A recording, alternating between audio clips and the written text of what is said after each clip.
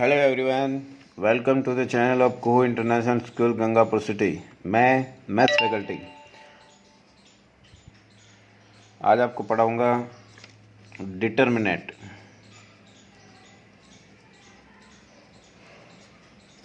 For 12th state board RBSE। तो देखिए बच्चों, यहाँ पर टोटल क्वेश्चन आते हैं अपने एक टोटल मार्क्स 3 नंबर का चैप्टर है। टोटल क्वेश्चन एक ही क्वेश्चन आएगा, वही 3 मार्क्स का आएगा।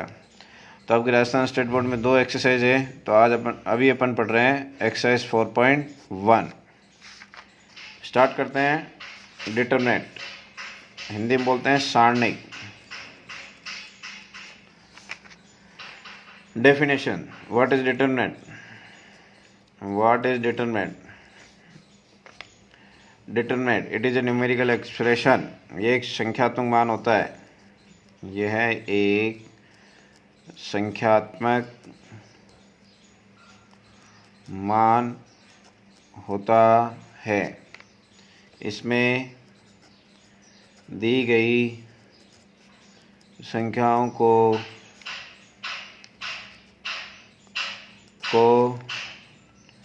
वर्गाकार रूप में पंक्ति व स्तंभ में लिखा जाता है। ओके, सारणिक कहलाती है। यह सारणिक कहलाता है।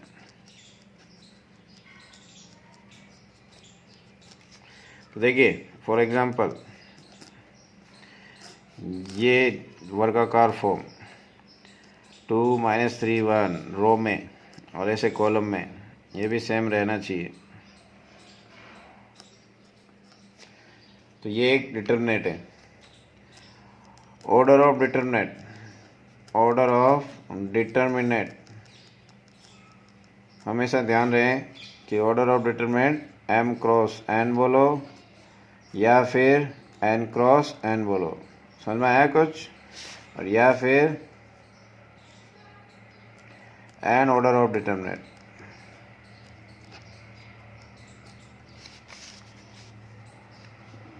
कहने का मतलब ये है कि नंबर ऑफ रोज और नंबर ऑफ कॉलम सेम होंगे। यहाँ पर जैसे यहाँ पर 3 × 3 है, इसका ऑर्डर क्या है? 3 × 3। तो अपन ये 3 × 3 बोले या फिर ये ज़्यादा बेटर रहेगा, 3 क्रम की सारणी, 3 कोटि की सारणी, क्रम भी बोल सकते हैं।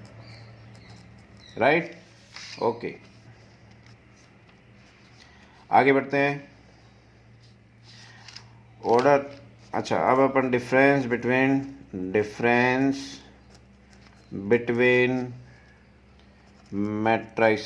Matrix and determinant. क्या डिफरेंस हो सकता है? तो फर्स्ट डिफरेंस सिंबल का होता है। मैट्रिक्स ऐसे रिप्रेजेंट की जाती है और डिटरमिनेंट ऐसे रिप्रेजेंट की जाती है।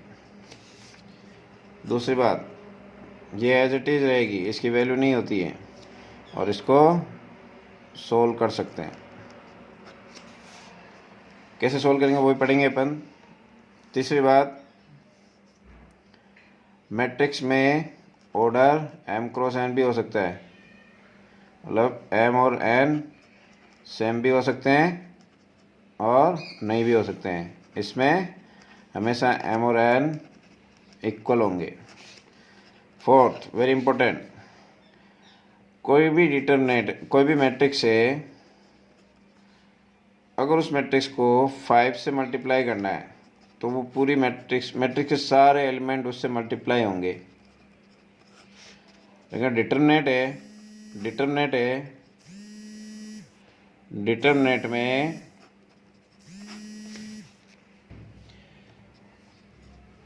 किसी कांस्टेंट से मल्टीप्लाई करना हो तो वो केवल एक रो या एक कॉलम से ही मल्टीप्लाई हो सकती है। 1a, कोई भी एक रो या एक कॉलम से ही मल्टीप्लाई हो सकती है। ठीक इसी तरह से कॉमन भी कोई एक रो या एक कॉलम से ही कॉमन आ सकता है डिटरमिनेंट में। लेकिन मैट्रिक्स में पूरी मैट्रिक्स से वो कांस्टेंट कॉमन लिया जा सकता है। क्लियर? तो ये बेसिक डिफरेंस होता है। आगे बढ़ते हैं।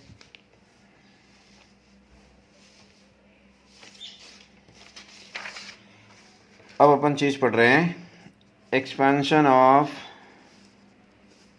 डिटरमिनेट। एक्सपेंशन ऑफ डिटरमिनेट या वैल्यू ऑफ डिटरमिनेट भी कह सकते हैं, वैल्यू ऑफ डिटरमिनेट। इससे रिप्रेजेंट किया जाएगा डिटरमिनेट ऑफ ए, मोड ए नहीं बोलेंगे, डिटरमिनेट ऑफ ए या फिर डेल्टा। तो देखिए फर्स्ट है फॉर 2 इंटू 2 ऑर्डर, 2 इंटू 2 क्रम की सारणी को, तो उसको कैसे सोल्व करते हैं? जैसे ये ए बी सी डी, तो ध्यान दें हमेशा ये सेम ही रहेगा, तो इसे बोलते हैं अपन प्रथम विकर्ण के अवयव और इसे बोलते हैं द्वितीय विकर्ण के अवयव। तो पहले ये मल्टीप्लाई होगा, फिर माइनस, फिर ये दोनों मल्टीप्लाई होंगे, माइनस फिक्स है, ठीक, राइट।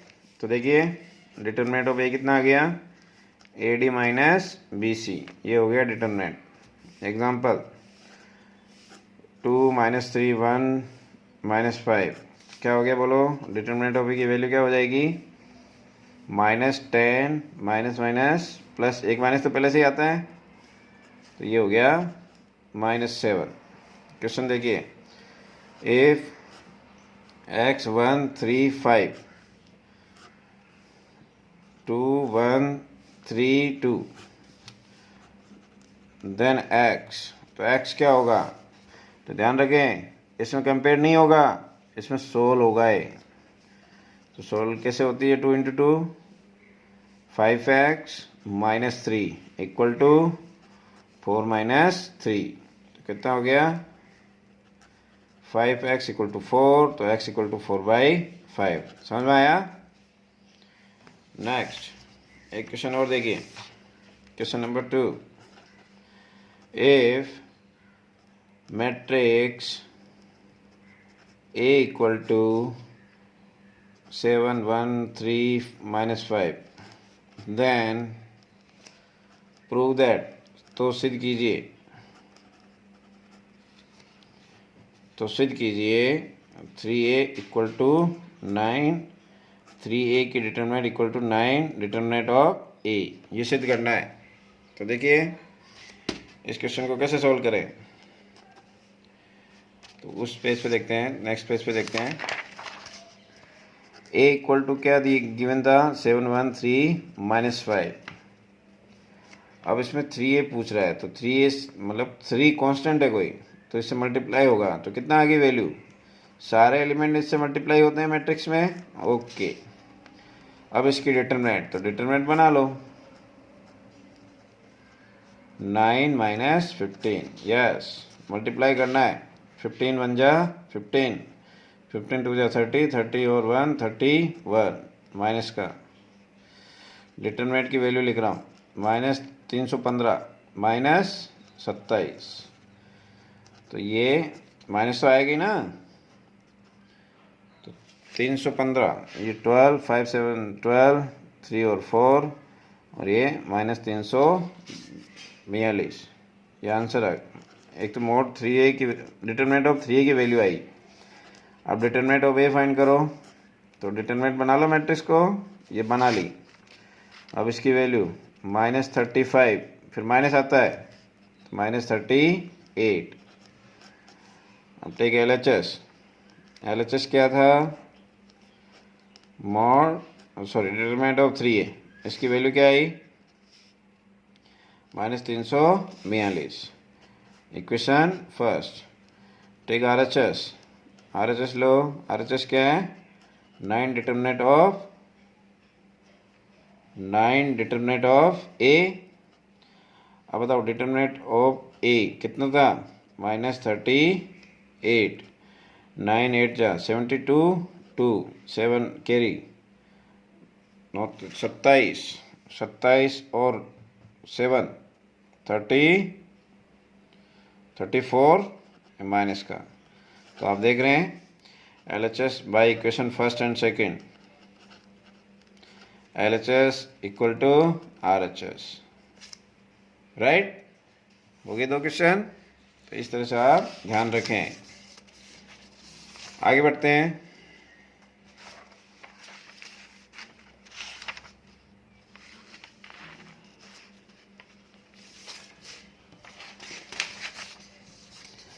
तो देखिए डिटरमिनेंट में आगे बढ़ते हैं और 4 3×3 ऑर्डर, ये इम्पोर्टेंट है, अब ध्यान देना। इसमें कोई डिटरमिनेंट दे रखी है, कुछ भी डिटरमिनेंट ले लेते हैं इस बार। 2 -2 1 -3 0 5 4 7 -1 और यहाँ लिख लेते हैं -5। राइट, तो देखना, ध्यान से समझना इसको। Expansion along R1 first row के सापेक्ष प्रसार करने पर। तो देखिए determinant of a, first row में क्या क्या एलिमेंट आ रहे हैं। तो जब भी 3×3 का आप एक्सपेंशन करें, ये सिंबल ध्यान रखें, plus minus plus minus plus minus plus minus plus, alternate एकांतर क्रम में चिन्ह आते हैं। तो जब R1 के सापेक्ष अपन प्रसार करेंगे, एक्सपेंशन को प्रसार बोलते हैं, तो ये सिंबल देखेंगे, खाली इनको नहीं देखेंगे। फिर R1 के सापेक्ष तो ये देखेंगे, और मान लो वो R3 के सापेक्ष तो फिर ये देखेंगे, मान लो वो गए C3 के सापेक्ष तो फिर ये देखेंगे। ठीक है, और भी एक स्टेप और है, ध्यान दें। पहले ये देखो, तो -2 किस कौन सा साइन के साथ आएगा, प्लस के साथ, -2। और -2 से रिलेटेड, -2 से संबंधित पंक्ति व स्तंभ को हटा दो, ये हटा दिया। -2 से संबंधित पंक्ति व स्तंभ को हटा दो, हटा दिया। जो बच गया उसको 2×2 मैट्रिक्स लगा लो, जो बच गया उसमें 2×2 मैट्रिक्स लगा लो। ये बच रहा है 2×2 डिटरमिनेंट लगा लो। तो -25 माइनस माइनस प्लस। आगे बढ़ते हैं। R1 में कौन सा एलिमेंट आया, 1 कौन सा साइन के साथ आएगा, माइनस के साथ। यहाँ 1 प्लस में माइनस आ जाएगा, -1। अगर मान लो ये माइनस होता तो क्या आ जाता, प्लस आ जाता। तो -1, फिर वही विधि लगानी है। 1 से संबंधित पंक्ति व स्तंभ को हटा दो, हटाने के बाद जो बच रहा है उसमें 2×2 डिटरमिनेंट लगा दो। तो 0 4 7 -2, तो पहले ये होगा 0, फिर माइनस तो आता ही है, -28 प्लस तो ये, लेकिन यहाँ पर क्या है माइनस, तो -3 आ जाएगा। ओके, अब इसको इधर लो, इससे संबंधित वापिस वही विधि तो वही लगानी है हर बार, बस साइन देखते जाना है आपको। तो -3 से संबंधित पंक्ति व स्तंभ को हटा दो, ऐसे हाथ रख दो, हटा दिया। क्या दिख रहा है, -3 से संबंधित पंक्ति व स्तंभ को हटाने के बाद क्या दिख रहा है, ये दिख रहा है। तो अब इसमें 2×2 वाला कंसेप्ट लगा लो। तो कितना हो गया, 0 -35 0 -35। ओके, अब इसको सिंप्लीफाई कर लो। तो ये कितना हो गया, -21, और ये +28, और ये +3 5 15 105। ये हो गया -42 +28। तो इस सबको सोल्व कर लेंगे। 10 5 15 2 और 6 7 और ये 1। तो देखो डिटरमिनेंट की ए की वैल्यू ये आ गई। नेगेटिव भी आ सकती है, डिटरमिनेंट है ये, मोड नहीं है। ठीक है, और देखो एक्सपेंशन अलोंग C3। अब C3 के रेस्पेक्ट में एक्सपेंशन करना है, ये रहा C3। तो ध्यान देना, आंसर तो यही आएगा, जिसके सापेक्ष आपको कह दे उसी के सापेक्ष आपको प्रसार करना होता है। तो C3 के सापेक्ष प्रसार करेंगे। तो यहाँ C3 लिख दिया। तो C3 में कौन कौन से चिन्ह आते हैं, ये प्लस माइनस प्लस, ठीक है ना, ऐसे चिन्ह लेने हैं खाली C3 के लिए, बाकी विधि तो वही है। तो C3 में आ जाते हैं। C3 में बोलो सबसे पहला एलिमेंट क्या है, -3। -3 किसके साथ आएगा, प्लस के साथ, तो -3 ही रहेगा। ओके, -3 से संबंधित पंक्ति व स्तंभ को हटाओ, हटा दिया। 2 इंटू 2 का कंसेप्ट लगा दो, लगा दिया। 0 माइनस 35। C3 में आगे बढ़ो, ये C3 4, 4 कौन से साइन के साथ आएगा? माइनस के साथ, तो -4। ओके, 4 से संबंधित पंक्ति व स्तंभ को हटा दो, हटा दो, हटा दिया। क्या बचा? ये बचा। इसमें 2 इंटू 2 का कंसेप्ट लगा लो, तो 2 गुणा 1 2, -2 गुणा -1 2, और ये माइनस आते ही यहाँ पर। ओके, C3 में आगे बढ़ो, -5, -5 कौन सा साइन के साथ आएगा? -5 कौन से साइन के साथ आएगा? प्लस के साथ, तो -5 ही रहेगा। ओके, अब वही विधि लगाओ, -5 से संबंधित पंक्ति व स्तंभ को हटा दो, हटा दिया। -10 -0, -10 -0, बस इसको सिंप्लीफाई कर लो। तो ये आ जाएगा 105, और ये -3 है, -3 तो +12, और ये +50। अब इसको ऐड करो, तो ये आ जाएगा 50, और ये 55, 67 आ रहा है। कुछ करेक्शन है, देखिए वापस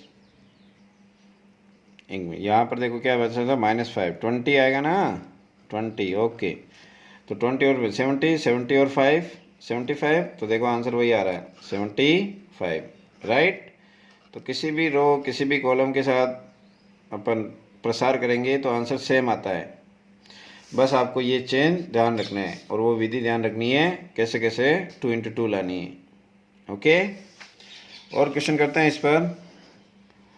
देखिए क्वेश्चन पढ़ाया था ये पहले। यदि आव्यूह, कोई आव्यूह दे रखी है इस बार, 2 -1 5 x 3 1 4 7 9, अव्युत्क्रमणीय आव्यूह हो, अव्युत्क्रमणीय आव्यूह हो, सिंगुलर मैट्रिक्स हो,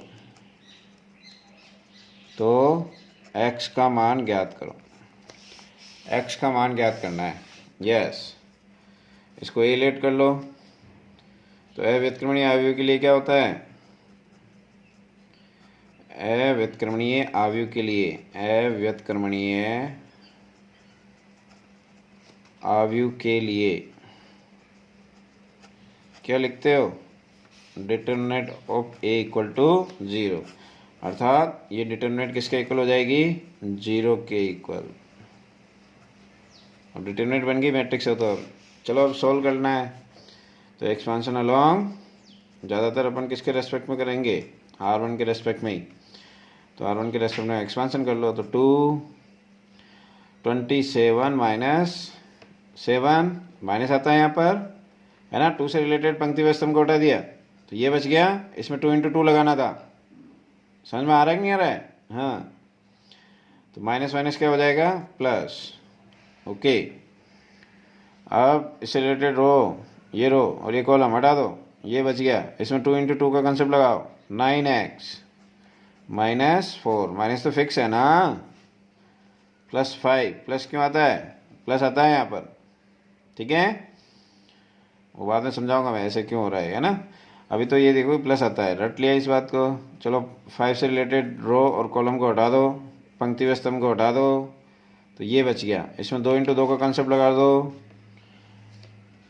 7x -12 बराबर 0।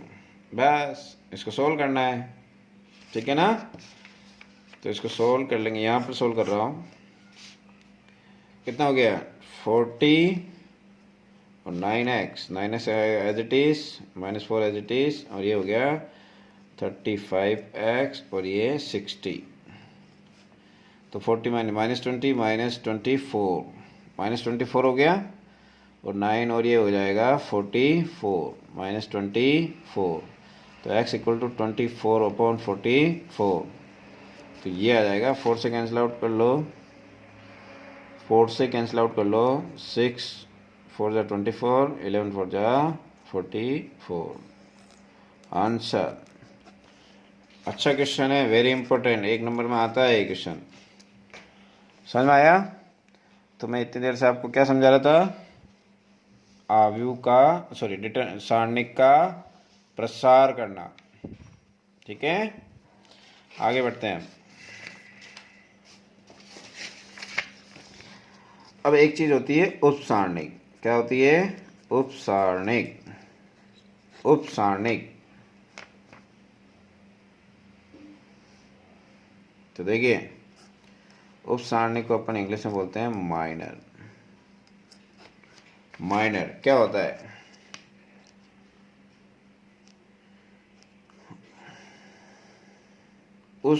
किसी अवयव का उपसारणिक, किसी अवयव का उपसारणिक एक ऐसे सारणिक का मान होता है, सारणिक का मान होता है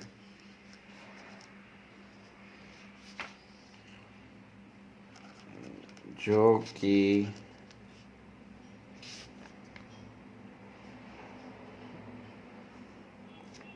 उस अवयव से संबंधित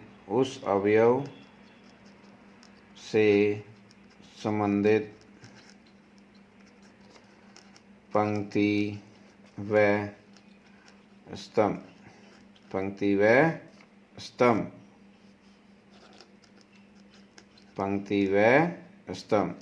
को हटाकर शेष रहे सारणिक का मान उस अवयव का उपसारणिक कहलाता है। सुनिए दोबारा। किसी अवयव से संबंधित पंक्ति व स्तंभ को हटाकर शेष रहे बचे सारणिक के मान को उस अवयव का उपसारणिक कहते हैं। तो देखिए, MIJ से प्रदर्शित करते हैं इसको।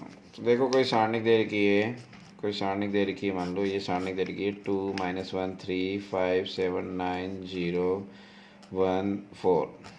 तो देखिए यहाँ पर, अब मैं ये कहूँ कि मेरे को M31 फाइंड करना है। तो 31 बोले तो तीसरी रो और फर्स्ट कॉलम ये रहा, बोले तो 0 का उपसारणिक बताना है। 0 का उपसारणिक, तो 0 का उपसारणिक परिभाषा क्या थी?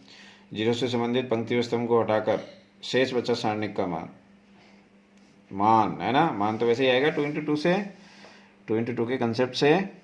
तो ये बच गया, अब इसमें 2 × 2 लगा दो, इट मीन्स ये बच गया। अब इसमें 2 × 2 लगा लो, ये लिखने की जरूरत नहीं, डायरेक्ट लिख सकते हो। -9 - 21, तो आंसर आ गया -30। चलो एक और करते हैं। अब मैं पूछूं जैसे M23, तो किसका उपसारणिक? 9 का उपसारणिक पूछ रहा है, 9 प्लस का 9 है।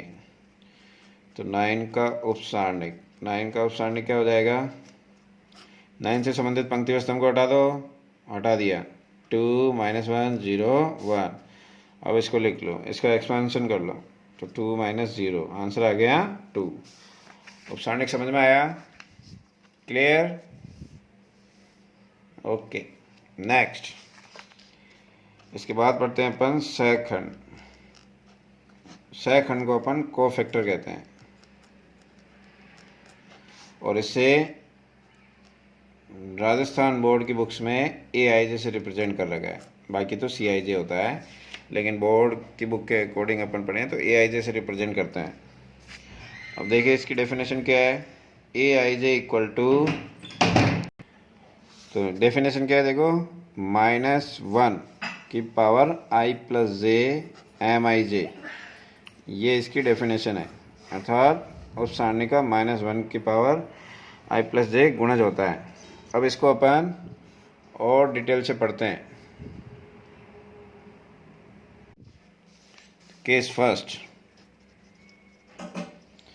इफ I + J सम हो, तो जो MIJ का मान है वो का वही AIJ का मान हो जाएगा।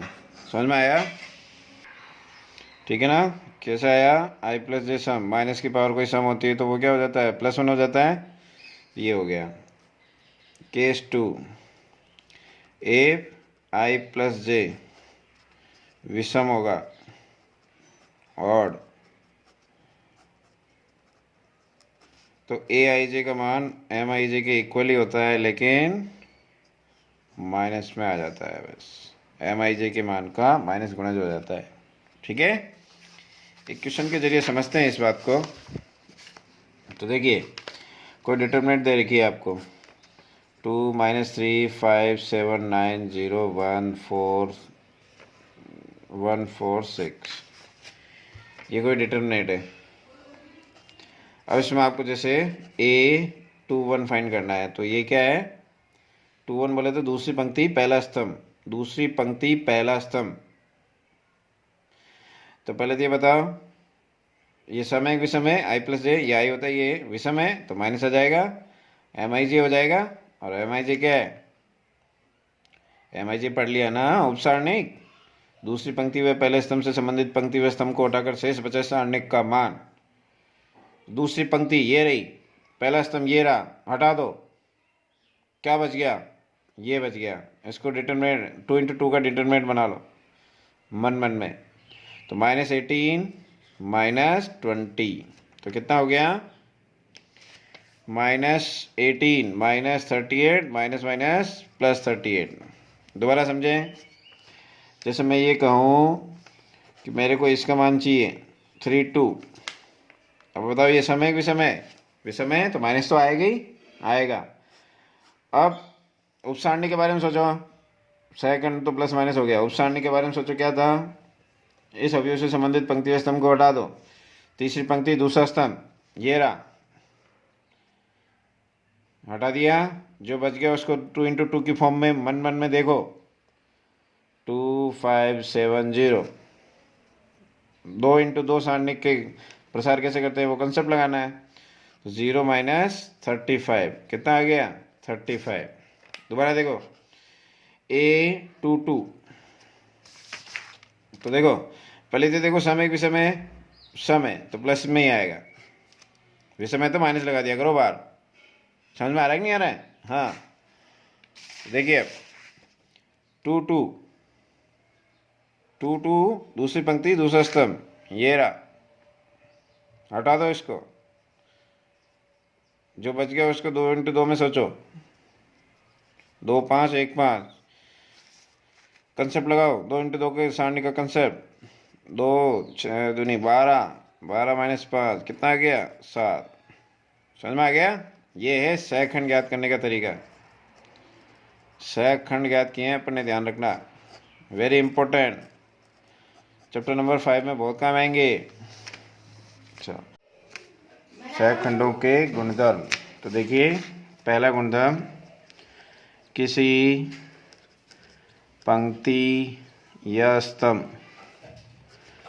के सभी अवयव के संगत उसी पंक्ति या अवयव, स्तंभ के ले रहे हो तो उसी स्तंभ के सहखंड लेने हैं, सहखंडों के गुणनफलों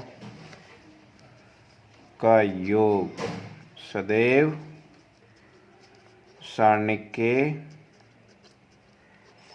बराबर होता है, सदैव सारणिक के बराबर होता है। अर्थात A11 A11 A12 A12 plus A13 A13 is equal to, ये जो वैल्यू आएगी किसके इक्वल आएगी, डिटरमिनेंट ऑफ A के इक्वल आएगी। यहाँ पर सेम सेम है, ये देख लेना चाहिए, ठीक है ना। इस पर और डिटेल में इसको डिस्कस करते हैं थोड़ा, एक प्रॉपर्टी और देख लेते हैं। किसी पंक्ति या स्तंभ के सभी अवयव के संगत उसी पंक्ति या स्तंभ के सखंडों के संगत दूसरी पंक्ति, अन्य पंक्ति, ये तो लिख लिया ना पहले, अन्य पंक्ति या स्तंभ के सखंडों के गुणनफलों का योग सदैव 0 के बराबर होता है, 0 के बराबर होता है। मैं ये कह रहा हूँ कि आप पंक्ति के अवयव ले रहे हैं, किसी एक पंक्ति के अवयव ले रहे हैं, पहली पंक्ति जैसे ये, तो उसके संगत कोई दूसरी पंक्ति, अन्य पंक्ति के सहखंड ले रहे हो, ये दूसरी पंक्ति के सहखंड है, के गुणनफल का योग सदैव क्या आने वाला है, 0 आने वाला है। ये प्रॉपर्टी होती है, राइट। अलग अलग है तो 0, सेम है तो सारणिक का मान। अब देखो एक क्वेश्चन देखते हैं, कोई सारणिक दे रखी है, कुछ भी मान लो,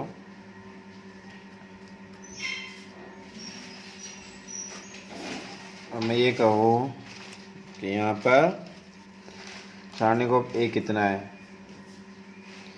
ये ऐसे कह रहे हैं कि उपरोक्त सारणिक में तृतीय स्तंभ के सखंडों का उपयोग करते हुए सारणिक का मान ज्ञात करो, सारणिक का मान ज्ञात करो। तो देखिए तृतीय स्तंभ, तो तीसरे स्तंभ में कौन कौन से अवयव होंगे, 1 3 2 3 3 3, ठीक है ना। और सेकंड कौन कौन से होंगे, ये कि यही कैपिटल में लिखना है बस, तो आपको ये चेक करना है, और इनका योग करोगे तो किसके बराबर आएगा, ये मान सारणिक ऑफ ए के बराबर आएगा। चलो A13 की वैल्यू क्या है, सेकंड ज्ञात करना तो आ ही गया था ना। A13 कितना दिख रहा है, फर्स्ट। A23 अलग से सोल्व कर लो पहले, A13 1 है, A23 4 है, और A33 कितना है, 5 है। चलो A13 सम है, प्लस आएगा 13 सेकंड, वही विधि लगानी है।